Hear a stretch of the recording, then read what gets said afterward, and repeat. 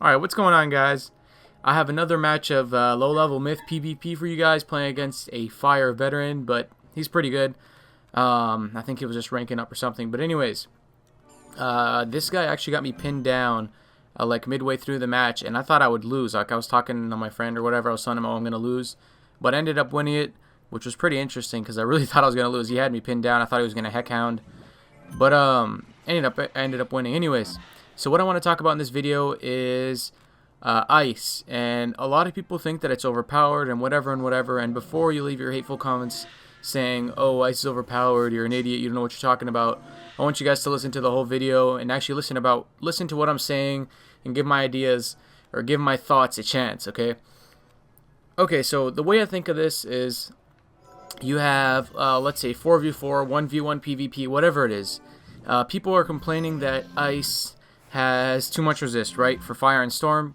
A lot of times ice will have around 50 for resist to all schools, which is universal, global, whatever you want to call it, resist, 50 resist, and usually they'll have 70 to 80 resist for fire or storm.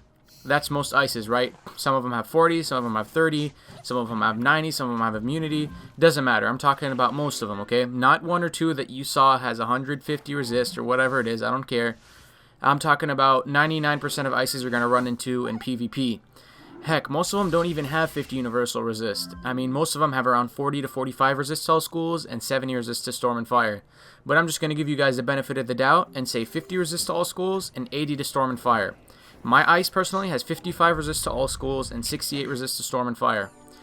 Okay, so I want to begin by saying that KingsIsle did a really good job in balancing this game. A lot of things are not balanced, but you have to think of it. You can't make everything perfect in this game, and yes, they should be listening to the community more, but the basics of this game are very balanced, and let me tell you why.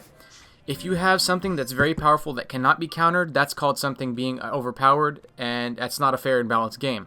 For example, somebody using a Medusa or a Basilisk in level 5, 10, 12 PvP in low-level PvP, or someone using a Mammoth, Woolly Mammoth in low-level PvP, or someone using an Ifrit in low-level PvP, or someone using any really high-ranked spell. That's cheap, because if someone's base damage is only 1,000, and your attack base damage by itself does 1,000 damage, then that's really unfair. I mean, you should stick to levels on your spells on your own level. But if you think about it, for dispels in PvP, Wizard101 or KingsIsle has included cleanse, has included things like shields or blades, whatever, anything that can get rid of it. Okay?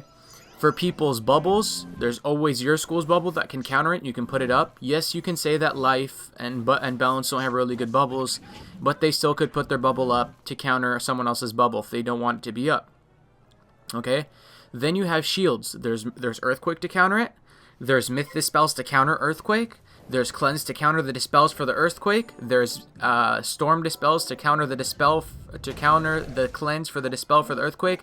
You see what I'm saying? The list goes on and on. There's always a dispel for everything. There's always a cleanse for everything. There's always a shield for everything. There's always a blade for everything. There's always a bubble for everything. This game is very balanced at the core of it. Recently they released a lot of stuff. Well, one thing I want to talk about is the gear that has like 70 plus resist. That stuff is overpowered. You're talking like, and I'll explain to you why the ice gear is not overpowered in just a moment after I get done with this. But the Keeper's lore gear is overpowered, and let me tell you why. It does have a counter to it, but it's a lot more difficult than the ice resist. I see a lot more people complaining about the ice resist than I do for this cheap new gear that's out. Basically, this new gear, I'm not sure which pack, but it gives any school, whatever, who wants to use it, over 70 resist. It's insane. 70 resist. That's like 1/3 of your attack. You may argue and say that, oh, ice has the same resist and you're not complaining about it, or you're saying it's not overpowered. Well, guess what? When ice has the 70 resist to storm and fire, and they have 50 universal to all schools, those fire and storms can, what is it called? They can convert, okay? You might say, oh, well, I'm too lazy to convert. I don't want to carry converts in my deck. Well, that's too bad. Make another character. Make another school. Personally, I have a level 90 ice and I have a level 80 storm, so I do know what it's like to be on the other side of this. Okay, I've beat many ices, and in fact, let me tell you this: most people that I've lost to in 1v1 on my ice are fire and storms. Believe it, not joking. Those are the most people I've lost to, fire and storms. It takes a lot more skill to be a fire and storm than it does to be an ice. And let me tell you why. That's not saying that ice is overpowered or storm or fire underpowered. Let me tell you why.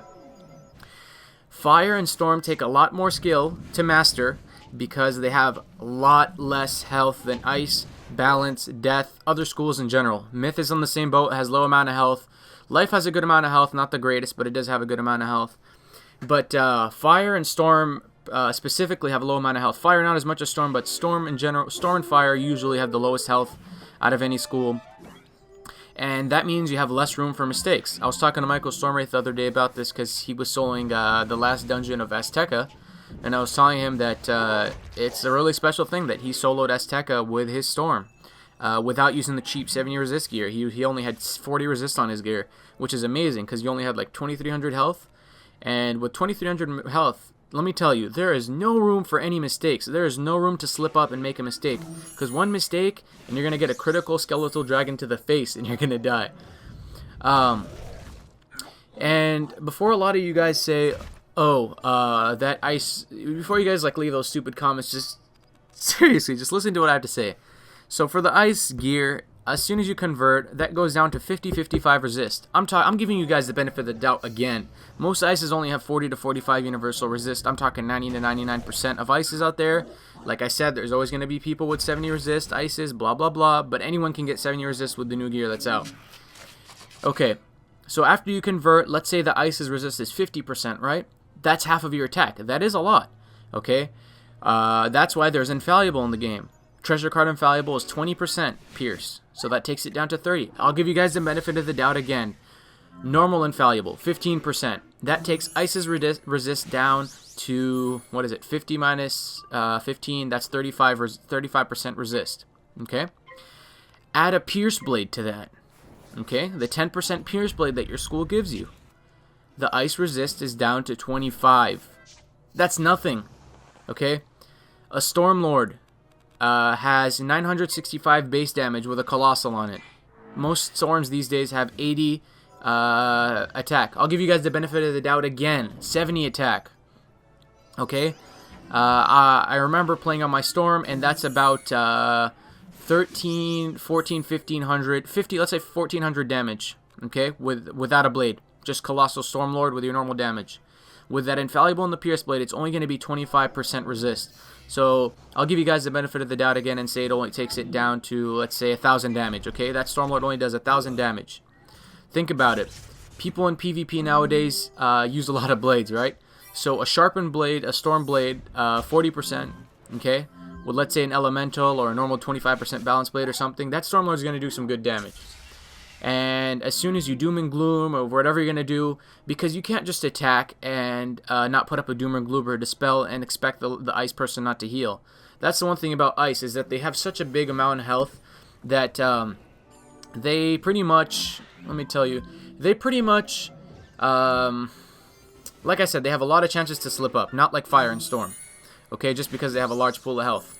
But this is why King's Isle is balanced, okay? They made Wizard101 balanced. Ice, okay? Ice without blade stacking normally has 30 to 40% boost. A lot of ices nowadays have 20% boost because they want to raise their resist, but I'm talking normal ices.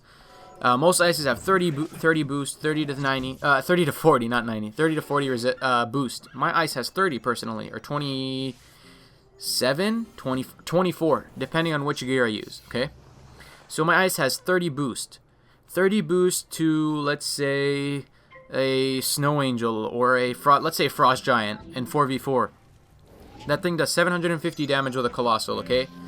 750 damage with a Colossal plus the 30% boost? Normal boost from my gear. With the resist of normal players, which is around 40 nowadays. Most people have 40 resist and above nowadays. So that Stormlord, that Frost Giant is going to do 500 to 600 damage. And I'm not just speaking out of my ass right now. I've played many 4v4s on my ice. I know what it is. It's around 500 to 600 damage without an infallible or any other sort of enchantment or blade or a bubble or whatever. Okay? So ice realistically without a blade is barely going to scratch you, okay? So that's why ice is not I'll say Ice is one of the better schools out there. It's one of the best schools, but it's definitely a lot like, oh my god, Ice is overpowered. You can never beat him. Okay, a lot of people are bitching way too much about Ice, and it seems like a lot of people just want to talk. They just want something to complain about. Okay, Ice is with like 70 resist, the new gear that's out, like 70 resist or whatever. That's overpowered. That's crazy because you're gonna have to stack Pierce Blades to get through that 70% resist, man. That's 15% infallible, only takes it down to 55 resist. Plus another Pierce Blade, still 45 resist.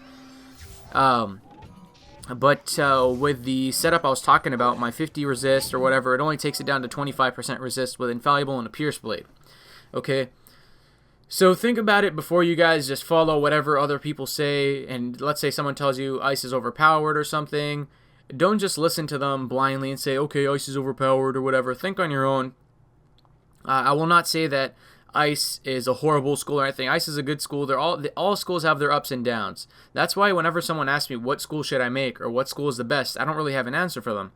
It just depends on what you want to do, okay? And right here I got mad because his pet healed his minion after I killed him like the second time.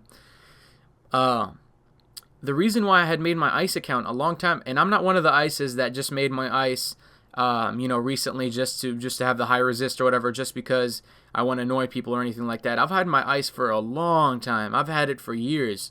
Like, I had made my Ice back when Dragonspire was the highest world. I don't remember when, a couple years back. And then I quit for a little bit, for a year or two, and then I came back last year or so, or I don't remember exactly when. But I came back, I believe, a little before the summer of this year, which was like 6, 7, 8 months from now, back from now. When Zafaria was out, that's when I came back. So I didn't join just for the high resistance of Ice, and I'm not a cheap blade stacking Ice or anything like that. I play with skill. See, I can pretty much do PvP on any school.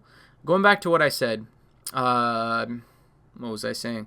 Every school has its ups and downs, okay? You have Fire, who has the damages over time, so you can't really shield against the Fire since they have Scald, they have Fire Elf, they have the, what is it called, Link, that a lot of people use in PvP. It's very famous in PvP. Fire Dragon, Rain of Fire, so it's very difficult to shield against the Fire. You're better off weaknessing. But the trade-off for Fire is that they don't have much health, okay? Then you have Storm. Pretty much the same deal over there. Really high damage, very low health. Pretty much every game is like that. There's always going to be one type of class or school or anything like that that has a high amount of health or resistance or whatever you want to call it. High amount of defense, but low attack. And there's going to have a school with high attack but low defense.